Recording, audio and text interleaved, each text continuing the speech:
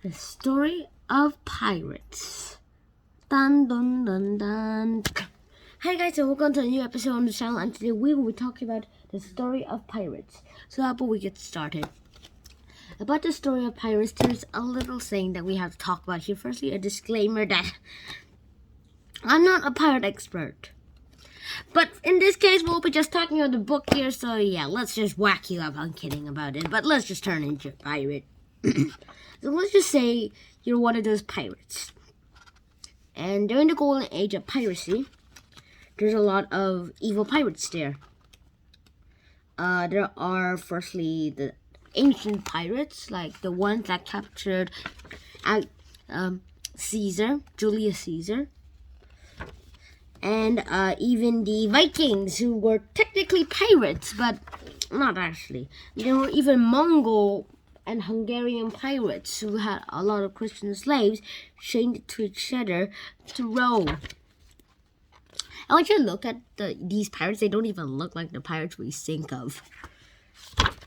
And it turns out there's a lot of things that sort of happen. And now let's talk about some cool captains during the golden age of piracy. And they're usually most uneducated, but the most feared is Blackbeard, and probably the most famous. There's also another one called Bonnet. This guy, someone called Bonnet.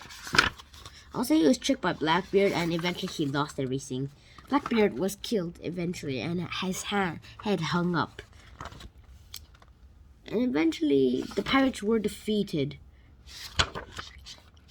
And the last famous pirate to ever be hanged was this guy called William Kidd, who was rumored to have buried treasure somewhere. But no one actually believed him, and now no one is able to be sure of where it is. And turns out there are still pirates today, but the golden age of piracy might never ever happen again. There are a lot of pirates, including Chinese pirates, but piracy is a lot about demanding. And to the pirates, they're the angels of the ocean, nothing else. They do everything that they can in their power to do the best in their time. And they're even cutting their own time to just get rich quick, or even just doing things the proper way, the pirate way. Everybody mostly wants to be a pirate nowadays, but how do you become a pirate? Well, that's a topic for another video, but for now, I just want to say that maybe there are just some things that don't work as I might have thought of.